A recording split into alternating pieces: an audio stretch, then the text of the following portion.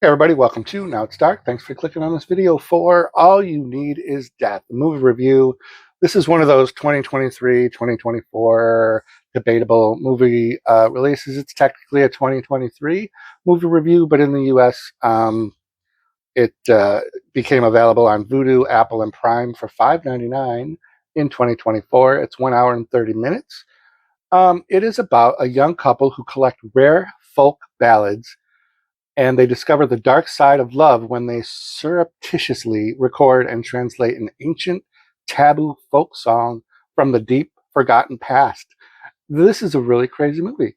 It's Irish based, so this is going to be like tapping into folklore of the Irish, and even before the Irish. So this I'll get to that in a second. Written and directed by Paul Duane, starring Anna, played by Simone Collins. She's like the main character. Her boyfriend, Charlie Maher, plays Alex. And Olwen, Fouéré, and that's French. Rita, she plays Rita Concannon. And she's recognizable because she was in the latest Texas Chainsaw Massacre reboot, reprising or recreating the role from the original movie. And so she was recognizable.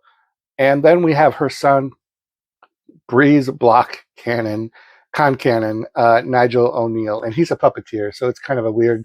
There's a segment in there where it's a puppet show, and it's a little out of place. And then the main next character is Agnes, played by Catherine Siggins. So Anna and Alec are traveling the Irish countryside, meeting with people who have like these unrecorded Irish folk songs, ballads, love songs, whatever. And we are introduced to the characters by them going from, a couple of different locations to record secretly or with permission. It doesn't matter. They'll do either way. They record these folk songs, and then we find out that the reason that they're doing this is because they're selling them to collectors. And so like this whole premise is so bizarre to me. Like there's a black market for unrecorded, unreleased folk songs from the Irish heritage or whatever. So yeah, it's a little weird. So we see a scene where they're actually trying to sell one of their recordings, and that's how we know what's going on. So Anna and Alex meet up with Agnes, who's doing like these group meetings with people who are interested in these old songs, and the purpose for them is unknown to the group and us for a little while. That Agnes is really actually also hunting for these folk songs, and her take of acquiring these songs is different than Anna and Alex, where Agnes has people come to her to share the songs in like a group setting. And Anna even performs a song at one point, and Agnes is very intrigued. And they all have a conversation afterwards. They kind of talk about this Rita Concannon being the daughter of a woman who is known for having this unrecorded song, and the interest in this builds. So Anna and Alex are going to try to find this woman, and through some stuff, they do make their way to Rita's place, and to their surprise, Agnes is already there. And so Agnes introduces to Rita Anna and Alec as her part of her team, like her group, her partners or whatever. And so they talk to Rita about this song. Rita is very drunk. She's a very unique character, and she's like a cranky old lady, and does concede that she will sing the song for them. Anna, as a sign of goodwill, takes the batteries out of her micro cassette recorder to show that she's not going to record it.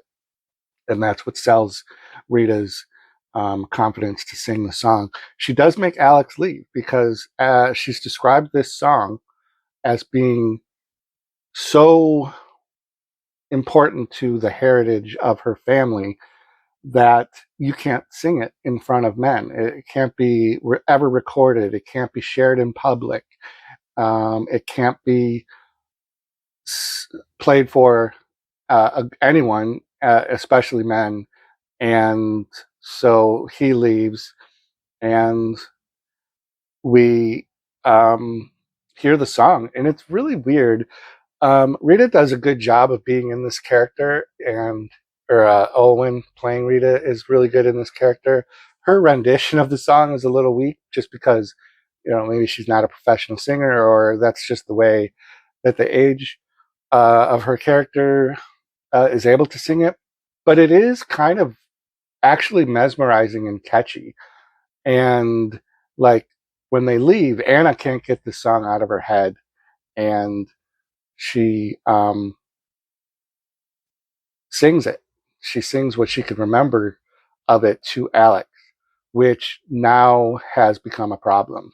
She broke the rule, and yeah, so stuff starts to go sideways. Rita is the first person to encounter whatever was unleashed by having had this song played, sung to a male in public, breaking all the rules. And this is when Breeze Block, her son, kind of enters the forefront of the picture, because now he wants to know what happened to his mom.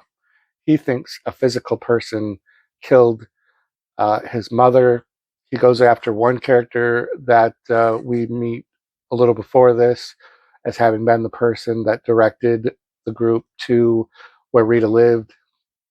The son believes that he had something to do with it, and we start getting like into bizarre imagery territory, and we get more backstory into this kid, or this guy's childhood, and being brought up by his grandmother and mother, and the details of like just some very odd stuff. Agnes, Anna, and Alex meet up again. Turns out not everyone was as forthcoming about whether or not they had recorded the song.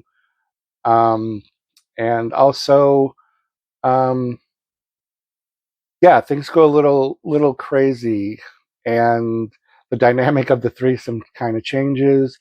This movie starts to take a very sexually driven story, particularly with Alex, and we start seeing the effects of having sung this song in public and to a male.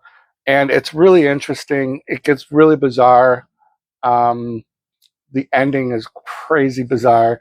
So this is one of those movies that would categorize into that elevated horror, where it's not really, there's some shocking moments where like I had a few jaw drops, and that's what I call them now when I go, ugh! And some stuff that I wasn't expecting. But it's really, this is such an original movie that you really don't know which direction it's going to go into. The dynamic is crazy, and it moves at a pretty good pace. And so we have the 4 characters left, and it's right to the end, and it's just like some of these characters do some just bizarre stuff, and then stuff that I didn't mention because I'm trying to keep it spoiler free kind of really, really emerges at the end, and we're just left with this really crazy open-ended ending that's just so bizarre. So if you're looking for a movie that's going to kind of twist and turn a little bit and just be bizarre, you're going to get this song stuck in your head too, especially when Anna's singing it. When Anna sings the song, it's very catchy. I caught myself hearing it in my head later in the day that I watched this movie, when I was cooking. The song was still resonating in my head, and not the words so much, because the words are actually not even Irish. It's older than the Irish language. Like, that's how far back the song dates, and all of the attachment to the song. So give this a check. It was worth the $5.99 for me. I assume maybe at some point it'll end up on Tubi or one of the other free networks, but I was pretty glad that I watched it. Oh, something else I wrote down was that the end credits, they went down the screen as opposed to like normally credits roll up. These rolled down. I don't know why that made a difference to me. Just was weird. You don't see that very often. But yeah, thanks for tuning into this review for All You Need Is Death. And keep coming back to the channel for more great stuff. Row 18, plot 20.